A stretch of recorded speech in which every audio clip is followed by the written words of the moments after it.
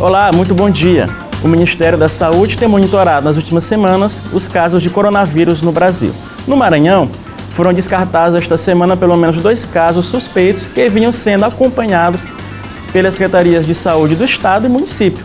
A prevenção é a melhor medida para barrar o ciclo do vírus. Por isso, converso aqui no Resenha com o infectologista Bernardo Wittelen. E aqui ao meu lado, Cristiane Moraes. Seja muito bem-vindo, Cristiane. Obrigada, John. Te agradeço a presença aqui no Resenha, o prazer é sempre nosso.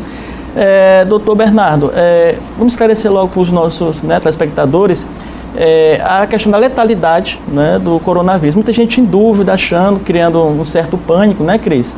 Em relação ao coronavírus, achando que é um vírus mortal, ou seja, toda uma polêmica criada em relação a isso.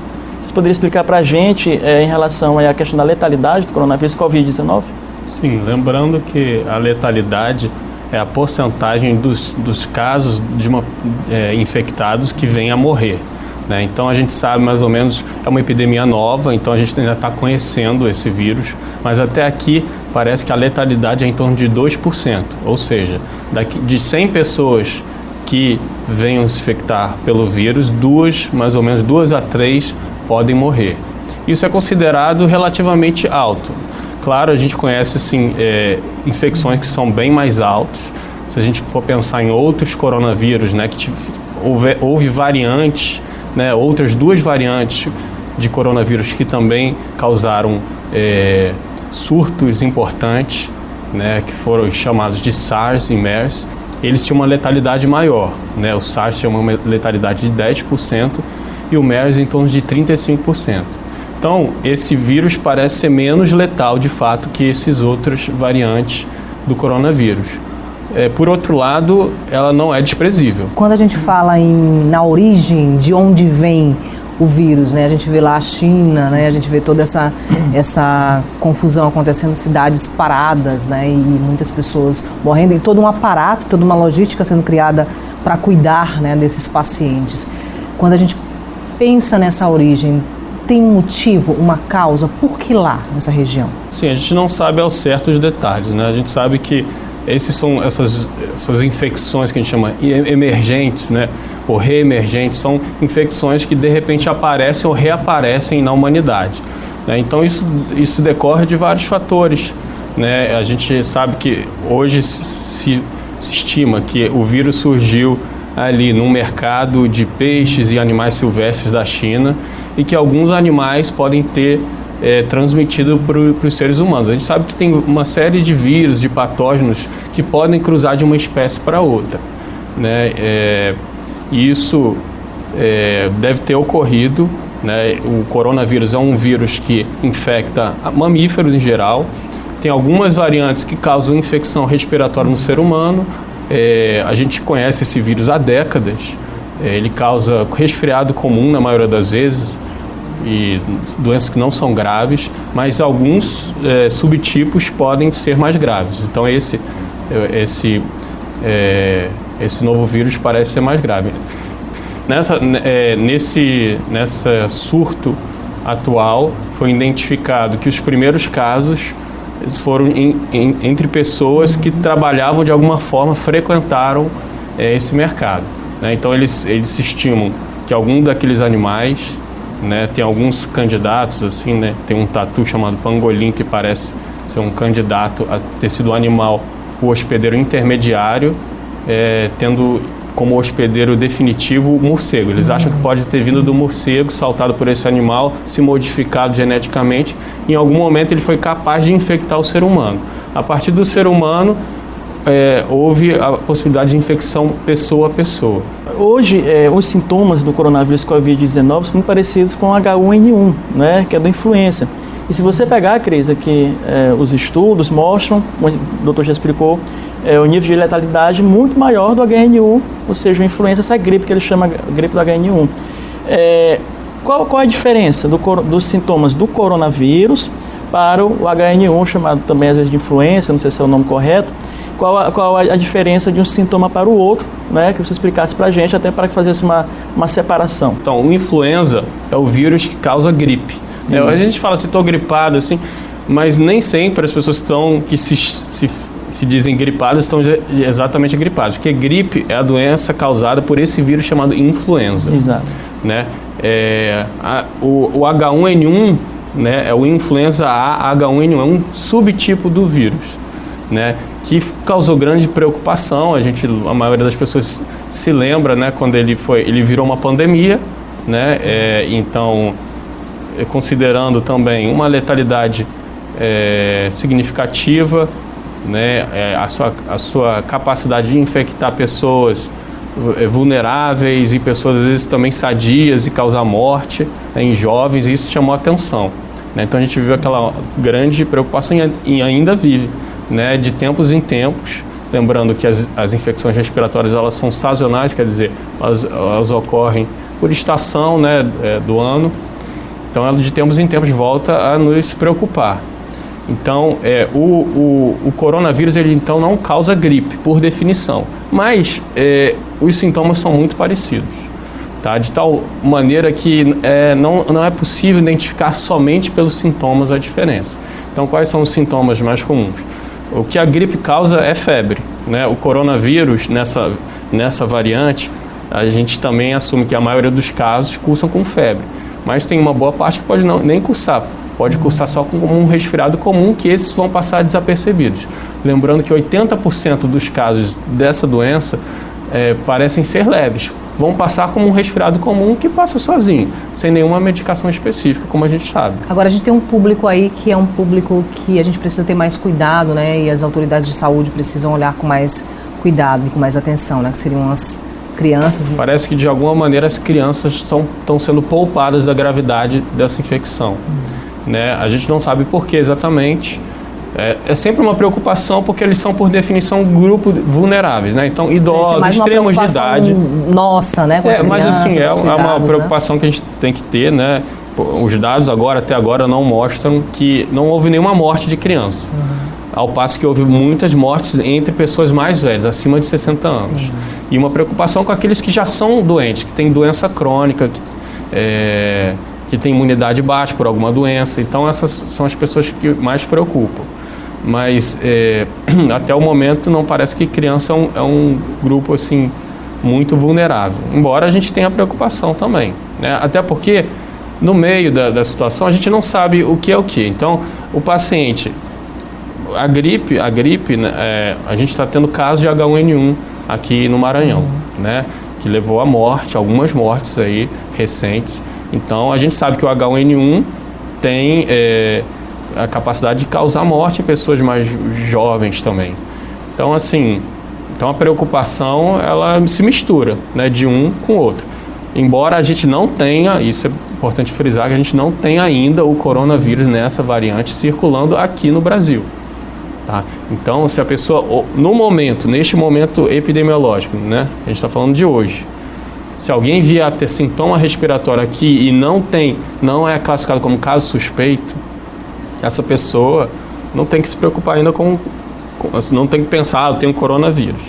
Tá? Qual é vamos dizer, a regra geral, né? Se a pessoa se tiver febre, tosse e está bem, ela pode ficar em casa, tá? Até para não transmitir, seja lá que virose respiratória seja. Esse é um princípio, né, para todas as situações. Agora, se a pessoa tem algum sintoma de gravidade, o que é gravidade? Principalmente é falta de ar.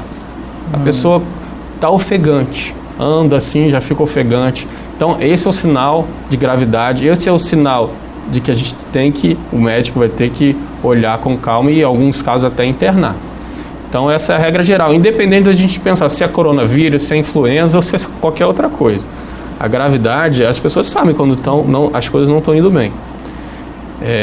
Então, a gravidade é a falta de ar. Essa semana, o secretário de Saúde, Carlos Lula, falou aqui, na TV Difusora, sobre um plano de contingência desde o ano passado e que a rede pública está preparada justamente para essa questão aí do coronavírus, né, e outras viroses. A preocupação maior é com a população idosa, aquilo que nós já falamos aqui. Ele reforça isso. Vamos acompanhar um trechinho. A rede pública está preparada, a rede particular a gente acredita que também esteja. A gente tem um plano de contingência feito desde o mês de janeiro, quando houve o primeiro surgimento da doença. A doença deve provavelmente ter surgido em dezembro, lá na província de Wuhan, na China. Então a gente tomou essa atitude logo com rapidez, já foi a Brasília, já se articulou com o Ministério da Saúde e a gente, graças a Deus, teve uma expansão dos leitos de UTI. A nossa preocupação é sobretudo com a população mais velha, população idosa ou a população que tem algum tipo de doença pré-existente, problema cardiológico ou é asmática. Essa população a gente tem que se preocupar. Se você está gripado, fique em casa, né? Tenta se tratar em casa mesmo. Agora, se você começa a ter febre alta, começa a ter problema, dificuldade para respirar, aí sim você está no ponto de ir para emergência, no ponto de fazer o cuidado, fazer um exame, saber se pode ser algo mais grave. Aí você pode procurar a emergência e procurar a rede hospitalar. Essa entrevista, só lembrando, foi concedida aqui ao Bom Dia Maranhão, jornalista da Alberto Melo. Cris.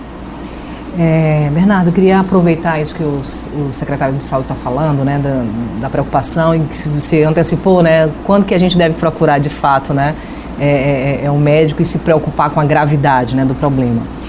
Mas se a gente for olhar para a história da humanidade, a gente teve aí a peste negra e grandes doenças, né, que assolaram aí o mundo durante todos esses séculos, né?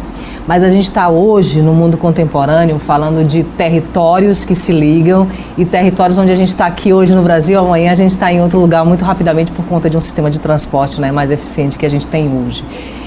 Isso significa que o mundo precisa pensar uma política de saúde, de prevenção de todas essas doenças de forma mais integrada, de forma mais unificada, ou seja, nesse mundo globalizado a gente precisa também pensar as doenças não só do ponto de vista local, mas também desse ponto de vista global?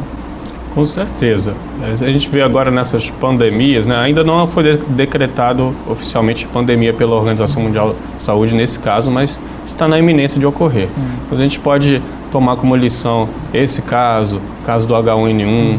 Né, de vez em quando a gente vê surgir, né, fica aquela doença do momento, né, às vezes até desvia um pouco a nossa atenção das outras doenças que estão ocorrendo, que estão levando à morte, às vezes até num alcance maior. Mas hoje, assim, você vê que o mundo é muito integrado, então a resposta tem que ser muito coordenada, né? Então os sistemas, primeiro assim, de fato é um mundo muito suscetível para que isso aconteça. Porque, como você disse bem, assim, o transporte, né? As pessoas hoje pegam um avião, menos de um dia está do outro lado do mundo, né? Então nos séculos passados isso não era possível. Talvez se essa doença, né, que hoje surgiu ali naquele mercado de peixes da China, ocorresse há 2 séculos, ia ficar ali e ia arrefecer ali mesmo, sumir. Mas hoje a gente ficar tomando conta das doenças tropicais. Pois é. Então hoje a gente tem essa possibilidade de disseminação muito rápida. Sim. Não é à toa que a lista dos países só faz crescer, né, de transmissão local.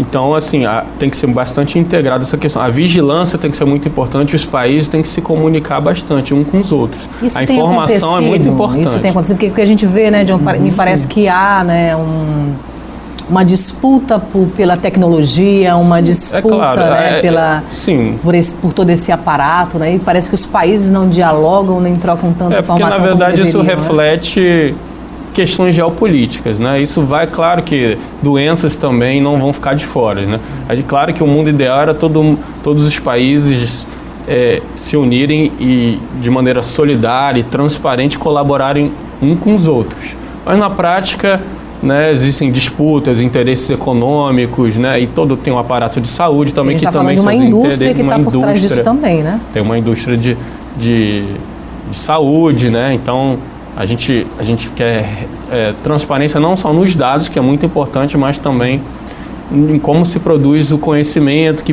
possivelmente vai, por exemplo, criar um novo remédio ou uma nova vacina, né? Então, é muito importante em que qualquer novo remédio que seja proposto, que os cientistas sejam independentes para avaliar se realmente aquele tratamento é eficaz ou aquela vacina é eficaz.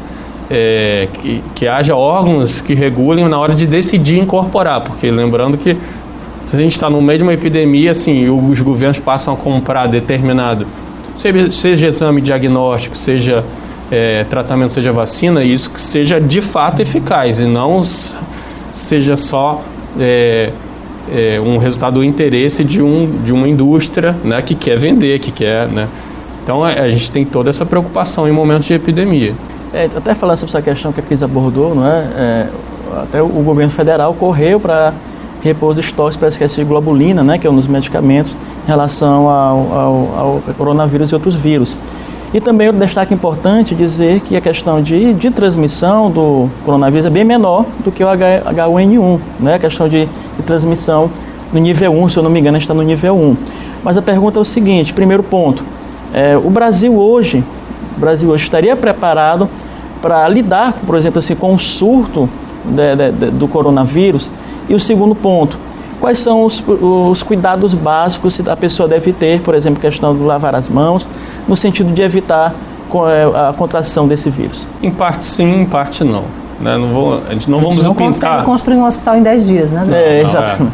Não vamos, mas, bom, enfim, a gente tem um sistema de saúde, né? Então eu digo em parte sim, em parte não, porque a gente não pode cair nem um lado extremo, nem no outro, né? A gente sabe dos problemas. Primeiro, assim, a gente tem que reconhecer a importância do Sistema Único de Saúde. Poucos países do mundo têm um SUS. Sim. Por mais que ele tenha problemas, ele funciona em grande parte. Então, a gente sabe, a gente tem um Programa Nacional de Imunização de Vacinas, que é um dos melhores do mundo, que é público. A gente tem um programa de tratamento da AIDS também. A gente tem um programa de tratamento mundial de HIV que eu trabalho. A gente tem medicina de ponta também, transplante, a gente faz no SUS, que é medicina de ponta, e que é feito tudo no SUS. Então, o SUS ele funciona em larga medida, né? Mas ele tem muitos problemas, né? Às vezes o que mais aparece são os problemas, e eles são de fato graves em vários locais. Então, assim, num momento como esse, isso vai evidenciar as nossas qualidades e as nossas fragilidades, certamente. A gente não sabe qual é o alcance, né? A gente não sabe se vai chegar, provavelmente, eu acho provável que vai ter transmissão local aqui, a gente não sabe mais qual é o alcance dela, por quanto tempo vai durar, se vai ser muitas pessoas vão se infectar num espaço de curto tempo, num espaço curto de tempo, ou se isso vai, né, ser incorporado a mais uma doença, né, como é o influenza hoje em dia, vai ser uma infecção sazonal, né? Aí vai depender disso, né? Vai depender também da questão da letalidade, que ainda os dados estão... Então, quanto mais letal, é claro que o impacto no sistema de saúde é muito maior, claro que todos os esforços que são desviados para isso tornam-se maiores, só que a gente tem que pensar que a gente também não pode desguarnecer, né? Deixar sem cuidado as outras doenças que estão ocorrendo. A gente está aí, né, tendo uma epidemia de dengue, que é uma doença que mata, né, muita gente.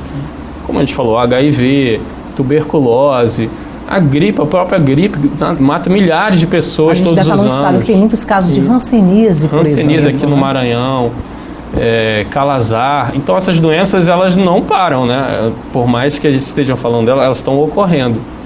Então o sistema de saúde tem que lidar, né? Porque lida com uma nova demanda e ao mesmo tempo tem as outras demandas. E às vezes o cobertor é curto, é complexo, mas a gente vai ver na prática, né?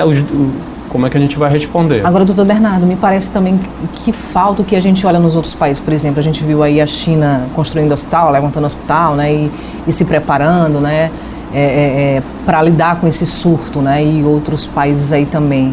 E quando a gente olha para o Brasil, a gente fica meio que, né, em pânico, né, quando essa história vai chegando próximo da gente, porque me parece, me desculpe se eu estiver falando alguma coisa que o senhor desconheça, mas parece que há uma falta de investimento, né, e de preparo do ponto de vista da logística, porque a gente tem excelentes profissionais no sistema de saúde, né? A gente tem todo um aparato, mas me parece que falta a logística para fazer todo esse aparato, esse sistema de saúde funcionar quando a gente lida com uma situação como essa. Com certeza, né? A gente vê várias deficiências, né? Isso ocorre agora, ocorre em outras situações. A gente tem uma deficiência crônica no SUS, tem um subfinanciamento crônico, a gente falta verba para o SUS, falta investimento no sistema de saúde, e essas situações é quando fica mais claro, né, das fragilidades. Claro, as fragilidades são observáveis numa situação como essa, né? Então a gente como é que a gente vai conseguir lidar com a quantidade de pacientes chegando. E uma epidemia tende a fazer uma pressão sobre qualquer sistema de saúde. Sim. Então, todos os países do mundo, né? Porque às vezes o que chega lá pra gente, né? A China construiu um hospital em 10 dias, né? Mas eles não têm, por exemplo, eles têm mais de 1 bilhão de habitantes, mas eles não têm um sistema de saúde como o SUS. Eles têm, de certa maneira, mais deficiência em alguns aspectos, como a gente não tem um sistema isso, público mas não universal. teria essa logística que eles têm, né? Sistema de organização. Eles têm qualidades que a gente não tem, né? E eles não têm um sistema único de saúde como o nosso, assim, com essa com cobertura universal, integral, por mais que nós tenhamos a nossa deficiência. Mas eles estão realmente alocando bastante recurso, né, na resposta. Isso a gente tem que tomar também como um ensinamento. Doutor, para finalizar, portanto, quais os cuidados básicos? Sim, é uma virose respiratória e da mesma medida que a gente deve se proteger contra outras viroses respiratórias, a gente deve se redobrar agora o cuidado. Não é para ficar em pânico, né? O pânico só atrapalha. Então a gente tem que seguir as recomendações dos especialistas, do Ministério da Saúde, né? Evitar ouvir fake news. No WhatsApp vocês recebem de tudo. Todo mundo recebe coisas assim absurdas, dizendo que o álcool gel não funciona, que é tudo uma conspiração. Então a gente tem que fazer o que a gente considera básico. Então, o paciente, como é que se transmite, né, essa virose respiratória? Como qualquer outra. Por contato próximo a quem está doente e as secreções respiratórias. Você ter contato com as suas secreções respiratórias. Então, a pessoa que está doente, né, está lá com coriza, nariz escorrendo, está tossindo, ela espirra. Se você se aproxima a menos de 1 metro, você pode se infectar. Se você dá a mão, né, a pessoa que coça, né, que está com o nariz escorrendo, a gente sabe como uma pessoa está resfriada, né, assim. Então, ela vai lá, aperta a sua mão, você aperta e daqui a pouco você coça o nariz. Então, sempre lavar muito bem as mãos. Água e sabão vai remover todos os vírus, porque a gente não tem como, de vez em quando a gente vai tocar numa superfície que vai ter o vírus, então a gente incorporar isso, lavar bem as mãos, tá? Evitar, principalmente quando a gente está na rua, em lugar público ou no trabalho, onde quer que seja, evitar ficar levando as mãos para a boca, para o nariz ou para os olhos. Por quê? Porque a nossa mão pode estar infectada. Então é dessa maneira que a gente pega virose respiratória. Então, evitar, a gente tem que prestar atenção para não ficar fazendo isso. Sempre lavando as mãos antes de tocar nas nossas, que a gente chama de mucosas. E se a gente estiver doente, né, é o que a gente chama de etiqueta, né, respiratória. Para a gente não passar para os outros, então, na hora que for tossir ou espirrar, a gente tem que proteger. Qual é a melhor maneira? Usar a flexura aqui do cotovelo e fazer aqui. Porque se a gente fizer na mão, a gente vai apertar a mão de alguém, a gente vai apertar um botão de elevador, né? Então, aqui a gente garante que vai ficar só aqui a secreção. Se precisar assoar o nariz, então usar de preferência um lenço descartável, não um lenço, né? Porque senão aquilo ali vai ficar...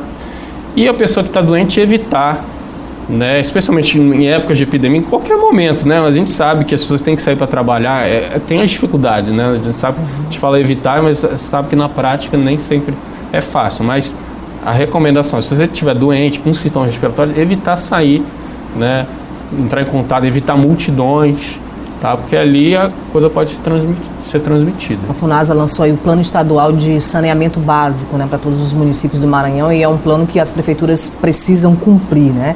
E a questão do saneamento básico tem tudo a ver com essas doenças que a gente vê por aí, inclusive a dengue, que é uma grande preocupação aqui no Maranhão, né? Precisa ter vontade política também, junto com... Isso tem que ser uma política de fato integrada, eu insisto nisso, doutor Bernardo, que a gente precisa pensar nesse plano de saneamento básico, as prefeituras precisam discutir isso e, de fato, implementar para que a saúde não fique também sobrecarregada, né? Se você juntar todos os remédios e hospitais, não tem o mesmo impacto do que saneamento básico. Isso aí é uma lição assim, epidemiológica, lição da história.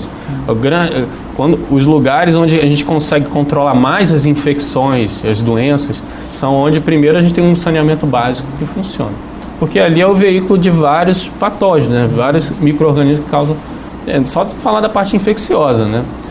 Então, assim, com certeza, vontade política, uma visão da importância que é a saúde. Né? A saúde é um direito. Né? Se a gente achar que a saúde é um direito de todos nós, né? A gente começa a entender que isso tem que ser priorizado. Né? Então, qualquer governo, qualquer estado tem que investir nisso. Tem que dar como prioridade, como é a educação. A educação também é um direito. Saneamento é um direito. Né? Então, não é favor. Né? Então, o Estado tem que prover isso. Está na nossa Constituição. E a gente tem que cobrar, enquanto cidadãos, a gente tem que cobrar que se invista muito mais no SUS, que se organize, que melhore a gestão, para a gente ter uma saúde pública melhor. O Resenha fica por aqui. Um ótimo fim de semana para todos e até o próximo sábado. Tchau!